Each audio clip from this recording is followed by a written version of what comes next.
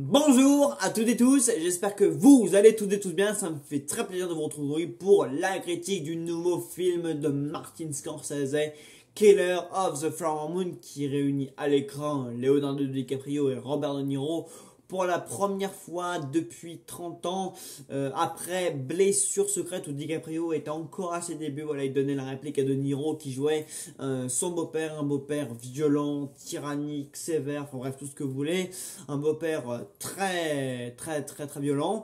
Et donc ici, De Niro il joue son oncle et DiCaprio il joue Ernest Buckard, donc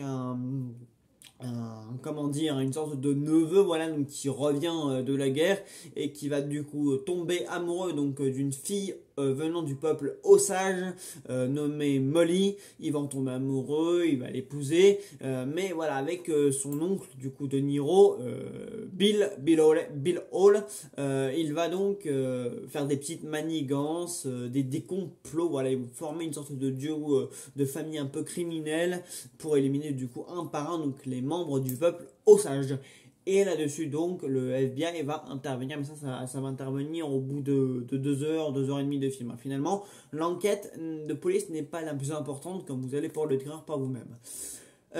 Pour moi, on est face quand même à un sacré morceau de cinéma, voilà, des morceaux de cinéma comme on en a quoi tous les 5, 10, 15 ans même, parce que bon, Killer of the Flower Moon, ça date quand même de 2019, donc bon, 2019, 2020, 2021, 2022, 2023, on est en 2024, donc voilà, tous les 5, ça fait quand même 5 ans, et encore, c'était sorti sur Netflix, d'ailleurs, c'est pour ça que j'ai mis beaucoup de temps à le voir, mais je dois avouer que Irishman m'avait assez peu convaincu, voilà, je m'étais un peu emmerdé, alors que là, vraiment pas du tout, voilà, Scorsese, dès la scène introduction, voilà, où justement il nous met en abîme avec l'introduction de ce peuple Osage, voilà, donc qui fait une sorte de danse un petit peu au ralenti alors qu'il y a une implosion, voilà, depuis le sol d'un puits de pétrole, et qu'après du coup voilà, il nous introduit le personnage de DiCaprio qui rentre chez son oncle, ce dernier lui parle du peuple des Osages, après on met en scène la rencontre entre Ernest et Molly, après directement ils tombent amoureux les deux, et après voilà, on va commencer à nous glisser un à un des meurtres, des personnalités, voilà, finalement, qui vivent dans cette petite ville de l'Arkansas. Voilà, en fait, Scorsese ne perd absolument pas de temps et il nous fait une mise en abîme extrêmement efficace, il nous fait une introduction extrêmement efficace, voilà, donc il nous met bien en scène, il nous explique bien surtout qui sont ces osages, voilà, donc il y a des petites images d'archives, etc. C'est vraiment un film intéressant, à la limite, on se rapproche du documentaire et je trouve que c'est vraiment passionnant parce que en plus de nous expliquer, de vraiment bien mettre en relation du coup le personnage de DiCaprio, de Niro, voilà, en tant que neveu et oncle qui devant, voilà, clament leur amour du coup pour le peuple Osage, parce que DiCaprio du coup a quand même cet amour et ces sentiments très forts du coup pour Molly, mais par derrière du coup il contribue du coup à faire buter des membres de sa famille, et c'est ça du coup qui va faire vraiment la force du coup de Killer of the Flower Moon, c'est que vraiment en fait il y a une histoire d'hypocrisie et de mystère en fait qui va entourer ce couple. Et d'ailleurs ce que je pourrais reprocher peut-être à ce couple là du coup de DiCaprio et de Lily Gleason qui est pour moi absolument la révélation de ce film. Alors c'est une actrice que je ne connaissais pas trop, je sais pas trop dans quoi elle a joué, mais je dois dire que vraiment elle porte le film sur ses épaules, voilà, elle vole presque la vedette à DiCaprio parce qu'elle a un facial quand même assez froid. Et d'ailleurs le film en lui-même est quand même assez froid, assez platonique, dépourvu vraiment de sentiments. Et d'ailleurs c'est peut-être en fait pour ça qu'on n'arrive pas trop à ressentir l'alchimie et l'amour qu'il y a dans ce couple. Voilà, même si souvent, parfois, on les voit s'embrasser, se sourire. En fait, j'ai l'impression même que DiCaprio, d'ailleurs, qui a un jeu assez différent d'un autre film, hein, voilà, pourtant vous le voyez dans un Loup de Wall Street ou dans un Shutter Island, et vous le voyez dans celui-ci, vous vous dites, mais qu'est-ce que c'est que cette expression, voilà, il fait un peu à la De Niro, on a l'impression qu'il essaye d'imiter un petit peu De Niro, on a l'impression qu'il y a un espèce de passage de relais entre De Niro et DiCaprio ici. Alors je sais pas du coup si c'est la direction d'acteur de Scorsese qui fait ça, voilà, parce que pile poil du coup quand il dirige les deux, DiCaprio est différent, mais ça, j'avoue qu'on ressent pas en fait l'alchimie qu'il y a entre DiCaprio et Lily Gleason. On la ressent pas, voilà, limite c'est très platonique. Voilà, tout le monde fait un petit peu des visages froids, des visages grimés, donc on a du mal en fait à ressentir les choses, mais il n'empêche que le récit est quand même super intéressant, voilà, parce que finalement c'est une histoire assez familiale, une histoire d'amour, de sentiments et d'amitié, mais aussi d'hypocrisie et finalement de meurtre. Et c'est pour ça du coup qu'on est vraiment dans un film qui correspond vraiment à Scorsese, quoi. C'est vraiment, c'est par devant, je te clame mon amour et mes sentiments, mais par derrière, je te fais buter des gens qui sont proches de toi en fait. Et c'est là finalement où on va peut-être voir un petit peu un petit côté, bon, de toute façon les couples un petit peu fragiles à un certain chez Scorsese, on connaît ça parce que c'est aussi un peu ce qui ressemble aussi à sa filmographie et à sa façon d'écrire des scénarios justement. C'est que Scorsese en fait a toujours su entremêler le couple et le côté en fait criminel en fait des conjoints ou des conjointes en fait dans le couple. Il a toujours su vraiment raconter ça. Vous regardez Les Affranchis, vous regardez Casino, vous regardez Le Loup de Wall Street, vous regardez tous ces films vraiment où il y a des couples où du coup les conjoints sont des criminels ou ont des doubles vies en fait et vous voyez du coup Claire of the Full Moon et vous dites ouais, on connaît ça, voilà. Scorsese, il a toujours su en fait mettre en scène ce genre d'intrigue là et elle fonctionne vraiment super bien, quoi. Donc on reconnaît vraiment l'ADN, la patte scénaristique de Scorsese, donc qui co-scénarise du coup le film ici avec Eric Ross. Voilà, donc moi j'ai trouvé que c'était un film passionnant. Voilà, 3h26, ça peut paraître long pour beaucoup d'ailleurs. Voilà, sur les réseaux sociaux, il y en a beaucoup qui ont exprimé quoi 3h26, mais c'est n'importe quoi. Au contraire, moi c'est vraiment le film, je l'ai même pas vu passer, voilà, le film s'est déroulé sous mes yeux comme ça. Moi j'étais captivé, moi j'ai vraiment ressenti l'histoire à fond, voilà, parce que les meurtres se succèdent, l'histoire monte crescendo, l'histoire en plus avance très rapidement, voilà, tout de suite il y a une mise en abîme rapide, tout de suite on nous présente les personnages, tout de suite on les voit avancer, on les voit évoluer, on les voit aussi être suspectés, on voit les mystères grandir, enfin bref, il y a beaucoup de choses se passent dans ce film. C'est un film où le rythme est long, mais où il y a beaucoup de choses qui se passent, où il y a beaucoup de mystères, on apprend beaucoup comme ce qui va se passer. Limite, il y a quand même du suspense dans Killer of the Flower Moon. Et ça, vraiment, on le ressent vraiment. Et ce qu'on sait, en fait, arrive à nous faire passer 3h26, mais comme une lettre à la poste limite, moi j'en ai demandé même 1 heure de plus, quoi, limite. Au bout de 3 heures, quand le film s'est terminé, vraiment, j'étais waouh, ok, quoi. Vraiment. Et puis la fin, la conclusion, on la prépare, elle est même pas prévisible. Enfin voilà, c'est vraiment du grand Scorsese, quoi. Il y a un grand début, voilà. Même dès le début, il y a un exercice de mise en scène. Tout du long, voilà, il y a des idées, il y a de la créativité, il y a une part il y a une part de polar western de criminel. Enfin, parfois on dirait que c'est un peu du Clint Eastwood et c'est génial. Ça ressemble un peu à du Clint Eastwood parce que en fait Scorsese met en fait une certaine facette sombre de l'Amérique. Voilà, il choisit en fait d'adapter une partie de l'histoire américaine, mais sous un jour assez ténébreux finalement, parce que même si Scorsese a toujours filmé en fait, a toujours fait des films assez sombres, assez noirs, c'était pas en mode western, etc. Là on est vraiment dans une espèce de polar western assez urbain, voilà. Puis de toute façon c'est voilà, qu'on est dans un milieu assez hostile, il y a la campagne, il y a des petites maisons comme un peu à l'ancienne, donc ouais, c'est pour ça en fait que je dis que ça ressemble un peu presque à du Clint Eastwood, parce que Clint Eastwood a toujours filmé l'Amérique sous ses jours les plus sombres et les plus obscurs.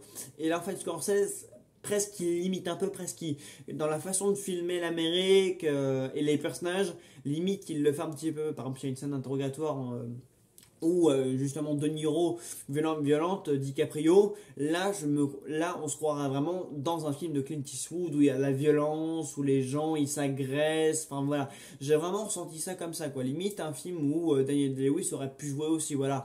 Bon, pas du Gang of New York, parce que Gang of New York, bon, c'était un peu différent aussi, mais voilà, on aurait pu, il y a des rapprochements, voilà, c'est un peu un mélange entre Gang of New York, le cinéma d'Eastwood, enfin voilà. Scorsese, vraiment, il fait un peu du cinéma similaire à ça, mais c'est très apprécié, parce que moi j'aime beaucoup Clint Eastwood, et j'aime beaucoup la façon dont il met l'Amérique en scène, et ce qu'il a raconté en fait sur cette Amérique, voilà, j'aime beaucoup ce genre de choses.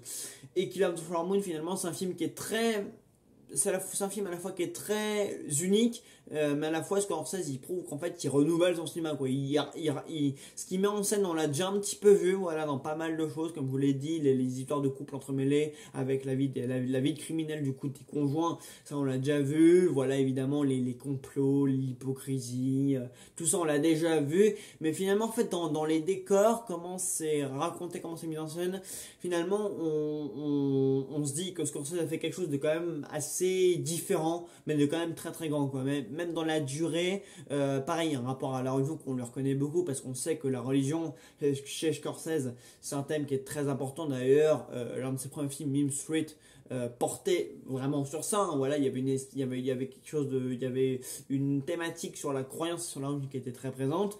Il a fait quand même 3 films sur la religion, à savoir La dernière tentation du Christ, Countdown et Silence. Ces 3 films-là portent sur le bouddhisme, le christianisme et le Christ tout simplement.